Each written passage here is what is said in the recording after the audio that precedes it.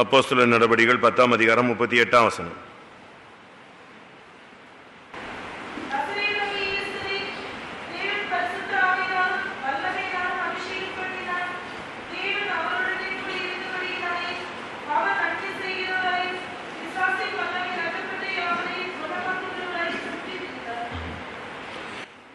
இயேசுவை தேவன் பரிசுத்த ஆவியினாலும் வல்லமையினாலும் அபிஷேகம் பண்ணினார். இன்னைக்கு நம்மில் அநேகருக்கு பரிசுத்த ஆவியின் அபிஷேகம் இருக்கு, ஆனால் அந்த வல்லமை அநேகருக்குள்ளே இல்லை. இன்னைக்கு கோடிக்கணக்கான ஜனங்கள் தேவனுடைய ஆவியினால் நிரப்பப்படுகிறார்கள், அந்நிய பாஷை பேசுகிறார்கள். ஆனால் அநேகருக்குள்ள, கோடிக்கணக்கான ஜனங்களுக்குள்ள வல்லமை இல்லை. ஒரு ஜெனரேட்டர் ஓடுது, கரெக்டு, ஆனால் ஜெனரேட்டர்லேருந்து பவர் என்ன செய்யணும், வெளியே வரணும். சும்மா அது ஓடிட்டு டீசலை போட்டு குடிச்சிக்கிட்டு இருந்தால் பிரயோஜனம் இல்லை. அதுபோல் நீங்கள் நம்மில் அநேகர், குடும்பத்தில் இருக்கிறவங்க, ஊழியர்கள் அநேகர் பரிசுத்த ஆவியை பெற்றிருக்கிறோம். இல்லைன்னு நான் சொல்லலை, மறுதளிக்க முடியாது. ஏனென்றால் ஆவியானவர் நம்மேல இருப்பது நமக்கு எல்லாருக்குமே தெரிந்த ஒரு விஷயம். ஆனால் அந்த பரிசுத்த ஆவியின் ஜீவன் இல்லை, எல்லாட்ட பவர் இல்லை. நீங்க அந்த வசனத்தை நல்லா படிச்சு பார்த்தீங்கன்னா நல்லா தெரியும். நசரேயனாகிய இயேசுவை தேவன் பரிசுத்த ஆவியினாலும் அடுத்து என்னது, வல்லமையினாலும் அபிஷேகம் பண்ணினார். நம்மில் அநேகருக்கு தேவனுடைய ராஜ்யம் பேச்சில தான் இருக்கிறது, ஆனா எதுல இல்ல?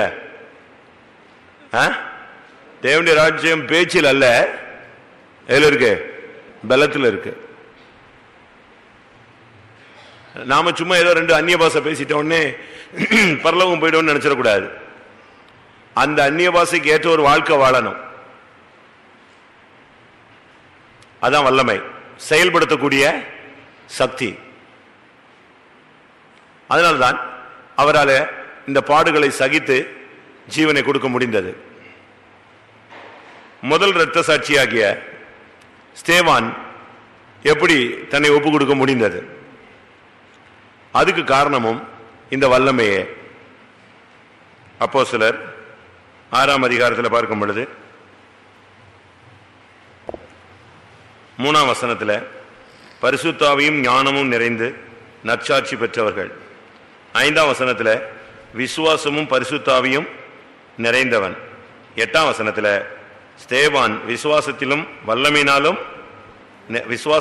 வல்லமையினாலும் நிறைந்தவன். அவனால எப்படி கிறிஸ்துவுக்காக அடிபட முடிந்தது? குறுகிய காலத்துக்குள்ள எப்படி தெய்வத்துக்காக அவனால் நிற்க முடிந்தது? எப்படி ஜீவனை கொடுக்க முடிந்தது? எப்படி ஜீவனை பலியாக ஒப்பு கொடுக்க இயன்றது? இயேசுவை பார்த்துட்டு எப்படி ஒப்பு கொடுக்க முடியும்? அப்போ சில காலங்களில் தங்களை எப்படி அர்ப்பணிக்க முடிந்தது? காரணம் வேற ஒண்ணுமே கிடையாது, அவனுக்குள்ள இருந்ததான வல்லமை, அவனுக்குள்ள இருந்ததான சக்தி. அதனால் நம்ம பரிசுத்த ஆவி பெற்றால் மட்டும் போதாது, என்ன இருக்கணும்? தேவனுடைய வல்லமை. உங்களுக்குள்ள வல்லமை இருக்கா? அந்த வல்லமை இருந்தால் நீங்க இப்படி உட்கார முடியாது. இந்த கூட்டம் இப்போ 1 hour தாண்டிட்டுமே, 6:30 ஸ்டார்ட் பண்ணி 7:40 போயிட்டோம். ஆனா எல்லாரும் ஆவி பரிசுத்தாவில் நிரம்பிட்டே இருக்கீங்க. அந்நிய பாஷை பேசுறீங்க, கண்ணை மூடுறீங்க, திறக்கிறீங்க, முழங்கால் போடுறீங்க, உட்காடுறீங்க, எழும்புறீங்க, பாட்டு பாடுறீங்க, திருப்பி அப்படியே எங்கோ சிந்தையெல்லாம் போகுது. ஆனா திருப்பி அந்நிய பாஷை நிரம்புறீங்க, அப்படித்தானே பேசுறீங்க. ஆனா பவர் இல்லை. பாத்தீங்களா? பவர் இல்லை. பவர் இருந்துச்சுன்னா இடத்துல அடி உருண்டு தூக்கிடும், அந்த வெளிச்சம் வந்துடும், ஒரு சுத்திகரிப்பு வந்துடும். அந்த பவர் வரும்போது கண்ணீர் வந்துடும், இருதயம் உடைஞ்சிடும், அழுதுருவான், தன்னுடைய வாழ்க்கையை கண்டு மனங்கசந்து அழுதுருவான், தோல்வியை கண்டு மனங்கசந்து அழுதுருவான், ஜெயத்துக்காக கதறுவான். இதெல்லாம் என்னது? பவுல் சொல்லுகிறார் பாருங்களேன். பவுலும் பரிசுத்த ஆவி பெற்றவர் தான். அவர் சொல்லுகிறாரு, எனக்குள்ளே கிரியை செய்கிற அவருடைய பலத்த சத்துவத்தின் வல்லமையின்படியே நான் போராடி பிரயாசப்படுகிறேன். வாசிங்க.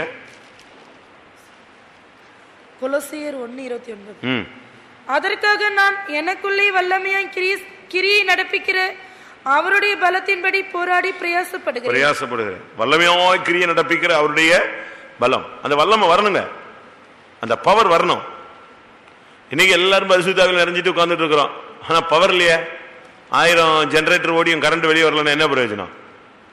யோசிங்க. சில இடத்துல நீங்க வீடுகளில் மோட்டர் போடுவீங்க, போட்டு உட்காந்துட்டே இருக்க வேண்டியது, தண்ணி என்ன செய்யாது, வராது. மோட்டர் ஓடிச்சு உண்மைதான், ஆனா தண்ணி வரல. சில இடத்துல ஜெனரேட்டர் ஓடும், கரண்ட் வராது. அது போலதான் உனக்குள்ள இருந்து வல்லமை வருதா, வெளியே வருதா, புறப்படுதா? எபேசியர் 6ஆம் அதிகாரத்தில் பவுல் சொல்றாரு பாத்தீங்களா, 10ஆம் வசனம். கடைசியாக என் சகோதரரே, கர்த்தரிலும் அவருடைய சத்துவத்தின் வல்லமையிலும் வல்லமையில பலப்படுங்கள். சரியான ஒரு பவர் வரணும், அக்னி வல்லமை இறங்கணும். அந்த வல்லமை வரும் பொழுதுதான் எலும்பு, நரம்பு, ஊனு, சத, ரத்தம், மயிறு, தோல் எல்லாம் சரியான ஜீவனால் நிரம்பும். அந்த பவர் ஃபுல் ஜீவன் வரணும். ஆடுகளுக்கு ஜீவன் உண்டாகவும் அந்த ஜீவன் பரிபூர்ணம் அடையவும் வந்தேன். சரியான ஒரு பவர். நான் சொல்றேன், அந்த வல்லமை வந்துச்சு. அந்த வல்லமை வரும் பொழுது நீ எதை பலிபீடத்தில் வைக்கிறியோ அதெல்லாம் நெஞ்சிரும், அழிச்சிடும். அந்த வல்லமை பரிசுத்தாவின் சரியான அபிஷேகத்தின் ஜீவன் இறங்கி வரும்போது நீங்க எதுல தோத்து போனீங்களோ அதை முன்னால வச்சிட்டீங்கன்னா காலி பண்ணிடுவேன், ஜெயிச்சிருவீங்க. கர்த்தரிலும் அவருடைய சத்துவத்தின் வல்லமையிலும் பலப்படுங்க. நல்ல ஒரு வல்லமை இருக்கு. நம்ம இப்ப என்ன செய்யறோம்னா, ரொம்ப நீட்டா ட்ரெஸ் பண்ணிட்டு வந்துட்டு அப்படியே இழுத்து இழுத்து விட்டுக்கிட்டே வீட்டுக்கு போய் சேர்ந்துடுறோம்னு யோசிக்கிறோம். அபிஷேகத்தில் நிரம்பணும், ஆவில் நிரம்பணும், நல்ல ஜீவனை கொடுக்கணும். சரியான ஒரு வல்லமை, உன்னுடைய வல்லமை விட்டு ஆண்டோடைய வல்லமை உள்ள வரட்டும். அந்த வல்லமை உள்ள வரும் பொழுது நீ போராடி பிரயாசப்படுவ. ஆண்டவருக்காக நீயா எழும்பி கிரியை செய்வ. உங்கள் எல்லாரிலும் நான் அதிகமாய் பிரயாசப்படுகிறேன். அது என்னது? ஆண்டோடைய கிருபையே. அந்த கிருபையின் வல்லமை வரும்போது நம்ம எல்லாம் நல்லா பாடுபடுவோம், நல்லா கஷ்டப்படுவோம், கர்த்தருக்காக நிற்போம். நான் இன்னைக்கு கொடுத்துக்கு வந்து அதான் யோசிச்சேன். எல்லாருக்கும் இப்போ எல்லாரும் பெந்தேகோஸ்தேக்காரங்க தானே, எல்லாருக்குள்ளேயும் பரிசுத்த ஆவி இருக்கு. ஆனால் என்னதான் இல்லை, எல்லாருக்குள்ளேயும் பரிசுத்த ஆவியானவர் இருக்கிறார். அபிஷேகம் பெறாதவங்க கை வைத்துங்க அப்படின்னா 2 பேரும் 3 பேரும் உயர்த்துவீங்க. மற்ற எல்லாரும் அபிஷேகம் பெற்றவங்க. கேட்டா டேட் எழுதி வச்சிருப்பீங்க, இத்தனாம் தேதி அபிஷேகம் பெற்றேன், இப்படி இப்படி பெற்றேன். அது பிறகு அந்த பரிசுத்தாவின் வல்லமை எங்க? வல்லமை இல்லையே. வல்லமை இல்லாத வாழ்க்கை என்ன வாழ்க்கை? ஜீவன் இல்லாத வாழ்க்கை. எல்லாரும் சொல்ல வேண்டியதா, நானும் பரிசுத்தாவை பெற்றிருக்கிறேன். வல்லமை இல்லாததுக்கு அடையாளம் சொல்றேன். வல்லமை இல்லாதனாலதான் நம்முடைய வார்த்தை தடுமாறுது, பேச்சுகள் குழம்புது, தப்பு தப்பா பேசுறோம், மீறி பேசுகிறோம், வம்பு வார்த்தை பேசுகிறோம், பாவ வார்த்தை பேசுகிறோம், அருவருப்பான வார்த்தைகள் பேசுகிறோம், மாம்சீகமா பேசுகிறோம், பரியாசம் பேசுகிறோம். இதுக்கெல்லாம் காரணம் தெரியுமா? எது இல்லை? பரிசுத்தாவி இருக்கு, என்ன இல்லை? வல்லமை இல்லை. வல்லமை இருந்தா இது ஓவர்டேக் பண்ணிடும். பேசாத, பேச விடாது, ஃபுல் கண்ட்ரோல். சுக்கான் இது கடிவாளம் போட்டு நிப்பாட்டிக்கும், ஃபுல் பவர்ல நிப்பாட்டி வச்சிருக்கும். உன்னால ஒண்ணும் பண்ண முடியாது. சரியான அபிஷேகம் இருந்தா தானாவே அந்த வல்லமை இருந்துச்சுன்னா நீயா பிரதிஷ்டை பண்ணுவ.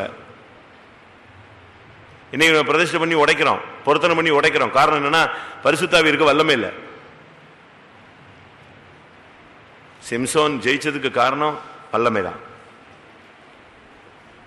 சிம்சோன் ஜெயிச்சதுக்கு காரணம் என்னது?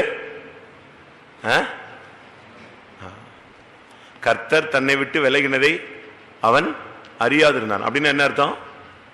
கர்த்தர் விலகல, கர்த்தருடைய வல்லமை தன்னை விட்டு விலகினதை அவன் என்ன செய்யல? அறியல. அவனுடைய வல்லமை தான் அவனை விட்டு விலகிடுச்சு. சாதாரணமாயிட்டான், போட்டு பிசாசு போட்டு தாளிச்சு எடுத்துட்டான். வல்லமை இருந்துச்சுன்னா கிட்ட வருவானா? வல்லமை இருந்தா கிட்ட வருவானா? ஓடியே போயிடுவான். அதனால உங்களுக்கு இது விளங்கி இருக்கும்னு நான் நினைக்கிறேன். எனக்கு ஒரு ஆசை, நம்ம எல்லாரும் நீங்க கல்யாணம் கட்டின உடனே அந்த அபிஷேகம் போயிருது, வல்லமை போயிருது. 2 பிள்ளை பெற்றுட்டா சுத்தமா கோயிலுக்கே வர்றதில்லை, கூட்டத்துக்கே வர்றதில்லை. இதை இழுத்துட்டு வர்றதுக்கே நமக்கு ஒரு 4 வருஷம் இப்படியே ஆவிக்குரிய லைஃப் நாசமா போய் குழந்தை குழந்தை குழந்தை குழந்தை குழந்தை குழந்தை போயிடுச்சு. லைஃபே ஸ்பாயில். அவ்வளவுதான். பிரதிஷ்டை போயிருது, பரிசுத்தம் போயிருது, விசுவாசம் போயிருது, நம்பிக்கை போயிருது, ஜபம் போயிருது, உபவாசம் போயிருது, தேவ சமூகம் போயிருது, எல்லாமே போயிடுது. அதனாலதான் கர்த்தர் சொன்னார், கற்பவதிகளுக்கும் பால் கொடுக்கிறவர்களுக்கும் ஐயோ, அவங்கெல்லாம் ராஜ்யத்து பரலோக ராஜ்யத்துக்கு அந்த எக்காலம் துணிக்கும் போது இவன் போக மாட்டாங்கிறது சொல்றார். இருக்கா அப்படி யோசனா? இருக்கு. இல்லாமல்லாம் நான் ஒன்றும் சொல்ல முடியாதுல்ல, நானா பைபிள் எழுத முடியாது. அதனால தான் சொல்றாரு அவங்களுக்கெல்லாம் அந்த நேரத்தில் ட்ரம்பட் அடிச்சா இவங்க எல்லாம் பரலோகம் போக மாட்டாங்க. ஏன்னா இவன் மைண்ட் முழுசு எல்லாம் சுத்திட்டு இருக்கோம், குழந்தை மேல தான் சுத்திட்டு இருக்கோம். இதுக்கு சிங்காசனத்தின் மேல சிந்த வராது. அதனால தான் அப்படி சொன்னார். கர்ப்பவதிகளுக்கு ஐயோ, பால் கொடுக்கிறவர்களுக்கு ஐயோன்னு எதுக்கு சொன்னாரு? இது பரலோகத்துக்கு போகாத கேஸ். இப்படி சுத்திட்டு இருக்கோம் உலகமே. இந்த டைம் வரும்போது இயேசு வந்துட்டாருன்னா இதுங்கெல்லாம் பிரேக் டவுன் லிஸ்ட் தான். சரியான வல்லமைக்கு நீங்க இடம் கொடுக்கணும். அதுக்காக கல்யாணம் கட்டக்கூடாது, குழந்தை பெதுக்க கூடாது, குழந்தை வளர்க்கக்கூடாதுன்னு சொல்லல. நீ வல்லமை இல்லாம போயிட்டே இருக்கிறிய. ஒருவனை விருந்துக்கு கூப்பிட்டா நான் நிலம் வாங்கினேன்னா, ஒருத்தனை விருந்துக்கு கூப்பிட்டா நான் மாடு வாங்கினேன்னா, ஒருத்தனை விருந்துக்கு கூப்பிட்டா நான் புதுசா கல்யாணம் கட்டிட்டேன்னா. கல்யாணம் கட்டினா சாப்பிடாம இருக்கிறியா? மாடு வாங்கினா சாப்பிடாம இருக்கியா? நிலம் வாங்கினா சாப்பிடாம இருக்கிற? சாப்பிடத்தானே கூப்பிட்டாங்க. எல்லாம் இருக்கட்டும், நீ கிறிஸ்துவின் வல்லமை எங்க? கிறிஸ்துவை மரித்தோரில் இருந்து எழுப்பின, வாசிங்க அந்த வசனம். கிறிஸ்துவை மரித்தோரில் இருந்து எழுப்பின ஆவி உங்களில் வாசமாயிருந்தால் சாவுக்கு எதுவான. ரோமர் 8:11.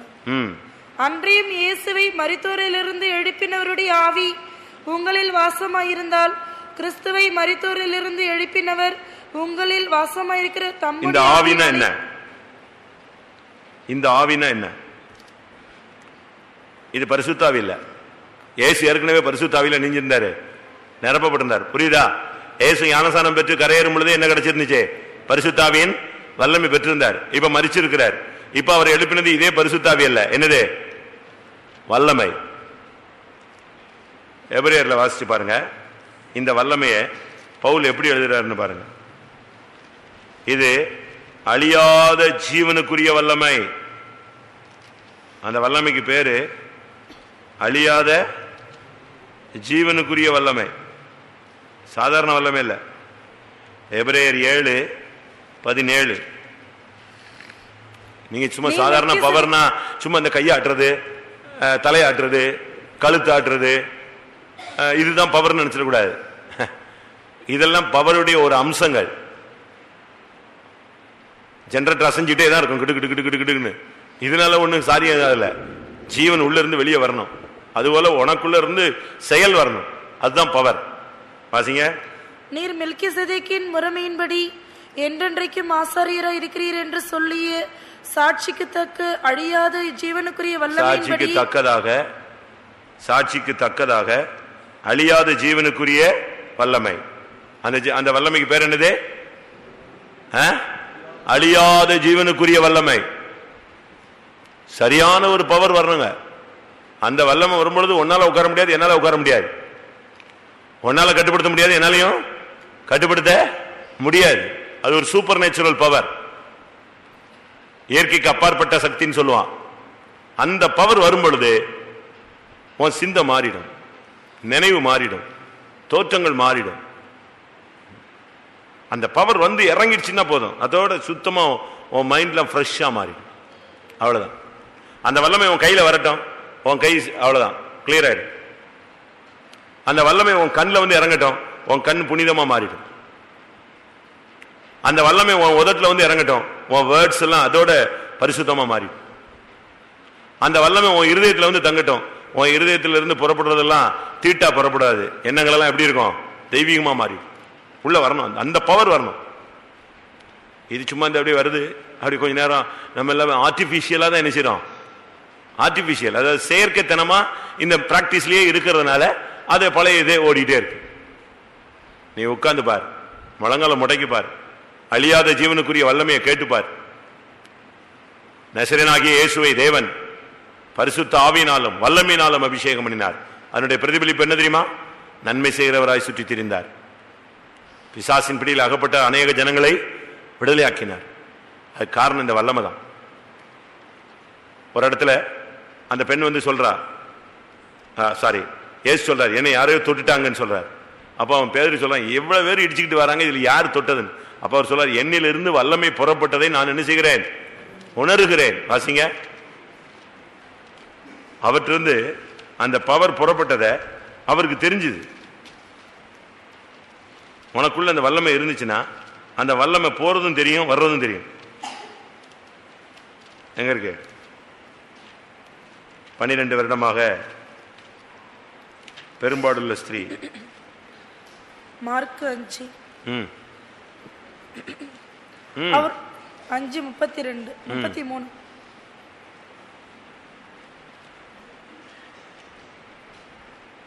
தன்னிடத்தில் சம்பவித்ததை அறிந்த அந்த ஸ்திரீயானவள் பயந்து நடுங்கி அவர் முன்பாக வந்து இதே சொன்னேன். 30.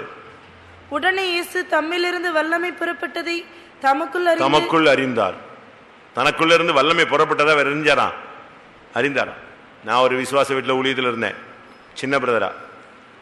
சும்மா ஒரு பெருமைக்கா சொல்றேன்னு நினைச்சிடக்கூடாது நீங்க எல்லாரும். ஞாபகத்தில் வந்ததுனால சொல்றேன். நான் சின்ன பிரதர், அப்ப அசிஸ்டன்ட், அவர் பெரியவர். ஏதோ ஒரு காரியத்துக்கு அந்த பிரதர் பிடிச்சி என்னை லெப்ட் ரைட் வாங்கிட்டார். எனக்கு ஒண்ணுமே புரியல, ஏசிட்டார். ஒரு சாயங்காலம் ஒரு 6 மணிக்கு எனக்கு சீப்போன்னு ஆயிடுச்சு. என்ன இது, நம்ம ஒண்ணுமே பண்ணல, இந்த ஏஜ் பேசுறாங்களே, நீ அப்படி செஞ்சுட்டே, இது செஞ்சுட்டே, அதை செஞ்சுட்டே, என்னவோ சொன்னார். எனக்கு அது ஞாபகம் இல்லை. நான் இல்லை, அது இல்லை, இது இல்லைன்னு ஏதோ எனக்கு தெரிஞ்சதை சொல்றேன். இல்லை இல்லை அப்படின்னு ஏசிட்டார். சத்தம் போட்டு நான் அப்போ சிவில் ட்ரெஸ் லுங்கில தான் நிற்கிறேன். என்னால் ஆஃப் ட்ரெஸ் போட்டு நின்றுட்டு இருக்கேன். வந்து இப்படி சொன்னார், சத்தம் போட்டார். நான் மறுமொழி கொடுத்தேன். அது அவரை அக்செப்ட் பண்ணல. பெரியவர், அவர் 30 வருஷம் எக்ஸ்பீரியன்ஸ், நான் 4 மாதம் எக்ஸ்பீரியன்ஸ். நான் போய் அவர்கிட்ட என்ன சொல்ல முடியும்? அவர் ஒரு கணிப்பில் என்னை சத்தம் போட்டார். நான் ஏச்சு வாங்கிக்கிட்டே இருந்தேன். எனக்கு ரொம்ப வெக்ஸ் ஆகி போச்சு. எல்லாரும் விசுவாசிகளும் நிற்கிறாங்க. ஒரு சாயங்காலம் போல் எதுக்கோ சத்தம் போட்டார். நானும் வாங்கி வாங்கி பார்த்தேன். திருப்பி நான் சொன்னேன், இல்லை அது இல்லை, இது இல்லைன்னு சொன்னேன். பிடிச்சி ஏசி விட்டார். சரின்னு ஏச்சை வாங்கிட்டு சரி போன்னு ஆயிடுச்சு. அப்படியே நின்றுட்டு இருந்தேன். அப்போ ஒரு விசுவாசி வந்து, எங்கள் அப்பா வந்து சாயங்காலம் வேலை விட்டு வந்தார். வந்து சேவ் பண்ணிகிட்டே இருந்தார். திடீர்னு பார்த்தா அப்படியே மயங்கிட்டார். கோமா மாதிரி ஆயிடுச்சு, அன்கான்சியஸ் ஆகிட்டார். என்னன்னு தெரில, தயவுசெய்து வந்து ஜெபம் பண்ணுங்கன்னு ஒரு விசுவாசி வந்து கூப்பிட்டார். இவர் அப்போ தான் என்னைய சரி ஏசி என்ன செய்யுது, வண்டி நிப்பாட்டி வச்சிருக்கு. நான் அங்கேருந்து போக முடியாத, ஏசிட்டு இருக்கும்போது நின்றுட்டு வாங்கிட்டு தானே இருக்கணும். ஏசிட்டே இருக்கனாலும் நானும் வாங்கிட்டே இருக்கிறேன். இவர் அதையும் கேட்டுட்டு இருந்துட்டு அப்போ தான் சொல்கிறார், இப்படி சுகம் இல்லை, அப்படியே மயங்கி படுத்திருக்காரு, எல்லாரும் ஆஸ்பத்திரி கொண்டு போகணும்னு சொல்லிட்டு இருக்காங்க, நீங்கள் யாராவது வந்து ஜெபிங்க அப்படின்னு அவர் விசுவாசி சொல்கிறார். இவர் அதே டென்ஷனில், போ போ நீ போய் ஜெபிட்டு வா அப்படின்ட்டாரு. என்னைய பிடிச்சி துரத்தி விட்டார்.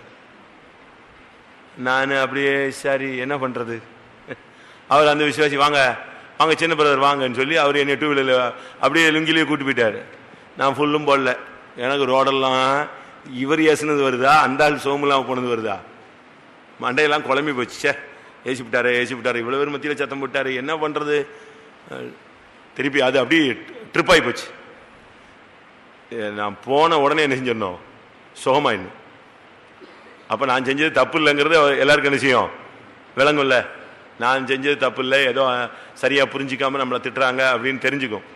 அப்போ கர்த்தர் நம்மோட கூட இருந்தால் இந்த வேலையை என்ன செய்யட்டும் அப்படின்ட்டு பாதி வரைக்கும் என் மைண்டில் இது ஓடிச்சு. அதுக்கு பிறகு யார் வந்துட்டா, ஒரு விடுதலை கிடைக்கணும், இன்னைக்கு ஒரு மிராக்கிள் நடக்கணும்ட்டு போனேன். மைண்டு திரும்பி போச்சு. ஆவியானவர் திருப்பி விட்டார். அப்படியே போனேன். அங்கே போனால் அது ஒரு குடிசை வீடு. ஒரு 7 மணி இருக்கும். அவர் அப்படியே கட்டில் செத்த மாதிரி படுத்து கிடக்கிறார் அந்த ஐயா. நான் போனேன், என்ன பண்ணுறதுன்னு தெரில. முழங்கால் போட்டு ஜெபம் பண்ணேன். கொஞ்ச நேரம் ஜெபம் பண்ணேன். எல்லாரும் வேடிக்கை பார்த்துட்டே இருந்தாங்க. என்ன பண்ணேன், சரி கொஞ்ச நேரம் ஜெபிச்சுட்டு ஒரு டம்ளர் தண்ணி கொண்டாங்க, ஜெபம் பண்ணி தாரேன்னு சொன்னேன். அவர் கொடுத்தா எழும்பிடுவார். சரின்னு டம்ளருக்குள்ள தண்ணி கொண்டு வந்தாங்க. ஒரு விரலை வச்சு ஜெபம் பண்ணேன். சர்ன்னு ஒரு அடி அடிச்சது எனக்கு. அந்த எர்த் அடிச்ச மாதிரி கரண்ட்டு ஒரு பாஸ். தண்ணியிலிருந்து நம்மகிட்ட வருதா, நம்மகிட்ட இருந்து தண்ணியில் போதான்னு எனக்கு குழப்பமாயிடுச்சு. என்னடா இது, தொட்ட உடனே ஒரு மாதிரி இழுக்குது, சுருன்னு நல்லா தெரியுது. அந்த பவர் ஒர்க் ஆகுறது நமக்கு நல்லா தெரிஞ்சிருச்சு. என்ன இது தண்ணியில் ஒரு மாதிரி ஜிவ்வுன்னு இழுக்குது அப்படின்ட்டு சரி ஸ்தோத்திரம் ஜெபம் பண்ணி கொடுத்துட்டேன். கொடுத்து அடுத்த செகண்டு தண்ணியை ஊத்துனாங்க வாயில, டபால்னு எந்திரிச்சு தட்டப்புடன்னு வந்து முழங்கால் நின்ட்டார் அந்த ஆளு. ஒரே செகண்டு எனக்கு பயம் வந்து போச்சு. என்ன நடந்து போச்சு, பிசாசு ஓடிச்சா என்னன்ட்டு. அப்படி எந்திரிச்சாரு. அப்படி நேரம் முழங்கால் வந்து நின்றுட்டு சோத்திரம் சோத்திரம் சோத்திரம்னாரு. இவங்க எல்லாம் அப்படியே பார்த்தாங்க. எனக்கு ஆண்டவர் நம்ம கூட என்ன செய்யறாரு. நான் இப்போ ரொம்ப சின்ன ஊழியக்காரன், ட்ரைனிங் முடிச்ச அப்போ தான் உள்ள வண்டி இறக்கி விட்டுருக்காங்க, கத்துக்குட்டி. ரைட்டு, ஆண்டவர் நம்மோடு கூட இருக்கிறார். அன்னைக்கு தான் யோசிச்சேன், ஓஹோ வல்லமை நமக்குள்ள இருந்து என்ன செய்யும், புறப்படும். இயேசுக்குள்ள இருந்து புறப்பட்ட அதே சக்தி நமக்குள்ளே இருந்து புறப்படும். புறப்படுமா? எல்லாரும் கண்களை மூடுங்க. இன்னைக்கு எல்லாருக்கும் அந்த வல்லமை வரணும், சரியான ஒரு வல்லமை புறப்படணும். பவுலுடைய கச்சைகள் உருமாலை தொட்டவர்களுக்கெல்லாம் என்ன கிடைச்சது, சுகம் கிடைச்சது. அப்போ இவன் இருந்து அந்த வல்லமை நெஞ்சிருச்சு, வெளியே புறப்பட்டு ரிலீஸ் ஆகிட்டே இருந்துச்சு. பேதுருடைய நிழல் பட்டவங்க நெஞ்சாங்க, பேதுருடைய நிழல் பட்டவங்க சுகமாயிட்டாங்க. பாஸ்டர் அல்வின் பயங்கர கிரௌடுன்னு சொல்லி கார்ல ஏத்திட்டா காரை தொட்டவனுக்குலாம் சுகம் கிடைச்சுதான். அப்போ எந்த அளவு அவருக்குள்ள இருந்து பவர் என்ன செய்யுது, ரிலீஸ் ஆகிட்டு இருக்கு. அது அபிஷேகம் இல்ல, ஆவியானவர் இல்ல, ஆவியானவருக்குள்ள இருந்த வல்லமை. நம்ம எல்லாரும் அந்நிய பாஷை பேசுறோம், அது 40 வருஷமா இதைத்தான் பேசிட்டு இருக்க, ஒரே அந்நிய பாஷைய. அதுலயே டிஃபரெண்ட் இருக்கு. நவமான பாஷைகளை பேசுவார்கள், அதான் ரெனிவல், பரிசுத்த ஆவியின் புதிதாகுதல் சொல்றாரே தீத்து 3:5. அதுதான் வரங்கள்ல ஒரு வரம், பரிசுத்த ஆவியில நவமான பாஷைகளை பேசுதல். அதாவது துவக்க காலங்களில் ஒரு அபிஷேகம் கிடைச்சு ஒரு பாஷை பேசுவீங்களா, அது புதிதாகும் பொழுது நவமான பாஷை, அது ஒரு வரம். புதுசா பேசிக்கிட்டே இருப்போம், ஜெபம் பண்ணுவோம் எல்லாரும். இன்னைக்கு கர்த்தர் இந்த கூட்டத்தில் உனக்கும் எனக்கும் உங்களுக்கும் எங்களுக்கும் தரப்போறது பரிசுத்த ஆவியினாலும் வல்லமையினாலும் அபிஷேகம், சரியான ஒரு வல்லமை. அந்த வல்லமை வரும் பொழுது ஸ்தேவான், அவனுக்கு கல்லறியெல்லாம் ஒரு பிரச்சனை இல்லை, அந்த பவர் அவனை ஃபுல் ஜீவனால வச்சிருந்துச்சு. அதனால தான் அவனுடைய முகம் தேவதூதனை போல பிரகாசித்தது. அவ்வளவு கல்லறியும் அவனுக்கு ஒரு கல்லறி மாதிரியே தெரியல, அவன் பாட்டு போயிட்டே இருந்தான். காரணம் என்ன, என்னது, வல்லமை. சாத்ராக் மேஷாக் ஆபேத்நேகோ அந்த அக்னி சூளைக்குள்ள கொண்டு போனது என்னது, அந்த அக்னி இவங்களை பட்சிக்கலையே, அதுக்கு காரணம் என்ன, இவனுக்குள்ள இருந்த ஜீவன் தான், வல்லமை தான். எல்லாரும் ஜெபம் பண்ணலாமா? இன்னைக்கு இந்த கூட்டத்தில் பரிசுத்தாவி பெற்றதல்ல, பரிசுத்தாவினாலும் வல்லமையினாலும் உன்னை கர்த்தர் என்ன செய்யணும், அபிஷேகம். அப்படி அபிஷேகம் பண்ணா சிலுவையை நீ சுமப்பாய். கண்களை மூடுங்க. இன்னைக்கு கர்த்தருடைய வல்லமை நீங்கள் சுவீகரித்துக் கொள்ள போகிறீர்கள். சுத்திகரிப்பு முடிஞ்சிருச்சு, டைம் ஓவர். இனி வல்லமையை பெற்று, அபிஷேகத்தில நீங்க பெற்றிருக்கீங்க, ஆனா இன்னைக்கு வல்லமையை பெற்றுக்கொள்ளக்கூடிய நேரம். சரியான வல்லமை வரும் பொழுது நீ சிலுவையை சுமப்பாய், சிலுவையை சகிப்பாய். சிலுவை உனக்கு ஒரு பாரமா இருக்காது, இந்த பாதை உனக்கு ஒரு வேதனையாக இருக்காது. ஹல்லேலூயா, ஹல்லேலூயா, ஆமென். சரியான வல்லமை வரும் பொழுது கல்லெறிகள் உனக்கு பாரமா இருக்காது, உன் ஜீவனை கொடுப்பது உனக்கு சுலபமா இருக்கும். சரியான தேவனுடைய வல்லமை வரும் பொழுது நீ அதிகமாய் பிரயாசப்படுவாய், அதிகமாய் கர்த்தருக்காய் பாடுபடுவாய், அதிகமாய் கர்த்தருக்காய் கிரியை செய்வாய். அந்த ஜீவன் அழியாத ஜீவன். ஆமென், ஹல்லேலூயா. எத்தனை பேருக்கு அந்த வல்லமை வேணும்? கர்த்தாவே, நீர் என்னை அபிஷேகம் பண்ணினீர், நான் பரிசுத்தாவி பெற்றிருக்கிறேன், அந்நிய பாஷை பேசுகிறேன், ஆனால் இன்னும் எனக்குள்ளே தோல்விகள், பலவீனங்கள், புத்தியினங்கள், மதியினங்கள், அறிவினங்கள் அதிகம் இருக்கிறது. அதை மேற்கொள்ளக்கூடிய வல்லமை எனக்கு தாரும் என்று எல்லாரும் வாயை திறந்து கேளுங்கள்.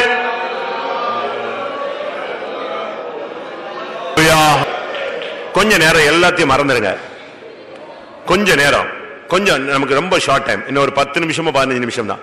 அதுக்குள்ள நீ எவ்வளவு பெற்றுக்கொள்றியோ அதை வச்சுதான் நீ இந்த கிறிஸ்டியன் லைஃபே ரன் பண்ண முடியும்.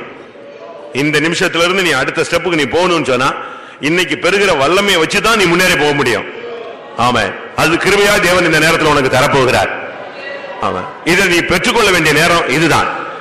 யாரும் தயவு செய்து கீழே உட்காராதீங்க, கண்ணை மூடாதீங்க, கண்ணை திறக்காதீங்க. கண்ணை மூடுறது நீ தூங்கிடக்கூடாது, அப்படி எதையோ யோசிச்சிருந்தக்கூடாது. ஒரே உன்னுடைய மைண்ட்ல ஒரே நோக்கம், கர்த்தாவே அந்த அழியாத ஜீவனுக்குரிய வல்லமை தாங்க, நான் ஜெயிக்கணும்னு ஆசைப்படுறேன், நான் முன்னேறி போகணும்னு ஆசைப்படுறேன், எல்லாவற்றையும் கட்டுப்படுத்தணும்னு ஆசைப்படுறேன், உமக்கு சாட்சியா நிக்கணும்னு ஆசைப்படுறேன். அந்த வல்லமை எனக்கு தாங்க ஆண்டவரே. என்னுடைய எண்ணங்களை கட்டுப்படுத்த, என்னுடைய பார்வையை கட்டுப்படுத்த, என் பேச்சை கட்டுப்படுத்த, என் சரீரத்தை கட்டுப்படுத்த, என் ஊழியத்தை மேன்மைப்படுத்த, உமக்காக நிற்க எனக்கு ஒரு வல்லமை வேணுங்க தாவே. அல்லேலூயா, அந்த வல்லமை எனக்கு வேணுங்க தாவே. ஆமென். பவுலுக்கு நீர் அந்த வல்லமையை கொடுத்திருந்தீர், உம்முடைய குமாரனுக்கு அந்த வல்லமையை கொடுத்திருந்தீர், ஸ்தேவானுக்கு அந்த வல்லமையை கொடுத்திருந்தீர். ஜெயித்தவர்கள் எல்லாரும் அந்த வல்லமையை பெற்றிருந்தார்கள். அதே வல்லமையை எனக்கு தாரும். அல்லேலூயா, ஆமென். அது பலவீன ஏன் இந்த காத்திருப்பு கூட்டத்தில் கர்த்தர் இந்த வார்த்தையை பேசுகிறார்? அதுக்குரிய காரணம் என்ன? நீ போகிற பாதையில உன்னை ஜெயாலியாய் மாற்ற அவர் விரும்புகிறார். நீ அடுத்த ஸ்டெப் எப்படி வைக்கணும்னு உனக்கு தெரியாது. உனக்கு முன்னால என்ன போராட்டம் வரப்போகுதுன்னு உனக்கு தெரியாது. எந்த சூழ்நிலையை நீ கடக்கணும்னு உனக்கு தெரியாது. எப்படி கடக்கணும்னு தெரியாது. ஆனா கர்த்தருக்கு தெரியும். அதுக்கு தான் இந்த கூட்டத்துல உனக்கு ஒரு வல்லமை தருகிறார். ஊழியமோ குடும்பமோ வேலையோ தொழிலோ எதுவானாலும் உனக்கு அடுத்த ஸ்டெப் தெரியாது. ஆனா அடுத்த ஸ்டெப் கர்த்தருக்கு தெரியும். நீ அதை கடக்கணும்னா உனக்கு ஒரு வல்லமை தேவை. அதுக்கு தான் ஆவியானவர் தீர்க்க தரிசனமாய் உன்னோடு பேசிக் கொண்டிருக்கிறார். இன்றைக்கு அந்த வல்லமையை கர்த்தர் உனக்கு தருகிறார். அல்லேலூயா. ஏன் இப்படி ஒரு அபிஷேகம்? அது நாம தயவு செய்து யாரும் உங்களுடைய மனதை போட்டு குழப்ப வேண்டாம். கர்த்தாவே வல்லமையினால் அபிஷேகம் பண்ணினான்னு சொல்லியிருக்க, அந்த வல்லமை எனக்கு தாரும். நீங்க எதையோ போட்டு அதையும் இதையும் போட்டு குழப்பிட்டு ஜெபிக்க வேண்டாம். ஒரே பாயிண்ட்ல நில்லு. ஒரே பாயிண்ட் தான். கர்த்தாவே உங்களுடைய வல்லமையினால் என்னை அபிஷேகம் பண்ணும். எனக்கு பரிசுத்த ஆவி கொடுத்திருக்கீங்க, வல்லமையினால் அபிஷேகம் பண்ணும். இவ்வளவு நேரம் விளக்கி சொன்னாங்களே அந்த வல்லமை, கிறிஸ்துவுக்குள்ள இருந்த அதே வல்லமையின் அபிஷேகம். ஹல்லேலூயா. ஸ்தேவானுக்குள்ள இருந்த அதே வல்லமை அபிஷேகம், பவுலுக்குள்ள இருந்த அதே அபிஷேகம், ஆதி அப்போஸ்தலர்கள் மேல் இருந்த அதே வல்லமை அபிஷேகம். அந்த வல்லமை எனக்கு வேணும். ஆமா, எத்தனை பேருக்கு தேவை? ஆமா, நீங்க உலகத்துல நீங்க செய்யறதெல்லாம் பெரிய சாதனை அல்ல. இந்த வல்லமையை பற்றி ஜெயிக்கிறது தான் சாதனை. ஆமா, இந்த நேரத்தில் அங்கங்க பார்த்துட்டு உட்காரக்கூடாது. சரியா தேவ சமூகத்தில் நிக்க வேண்டிய நேரம். கொஞ்ச நேரம் தான். சரியான வல்லமை. நீங்க வல்லமை பெறுங்க போதும். அந்த வல்லமை உன்னை நடத்தும். அந்த வல்லமை உன்னை சிலுவையை சுமக்க வைக்கும். ஆமா, அந்த வல்லமை உன்னை பாடுபட வைக்கும். அந்த வல்லமையை கொண்டு நீ சகலத்தையும் கீழ்ப்படுத்துவாய்.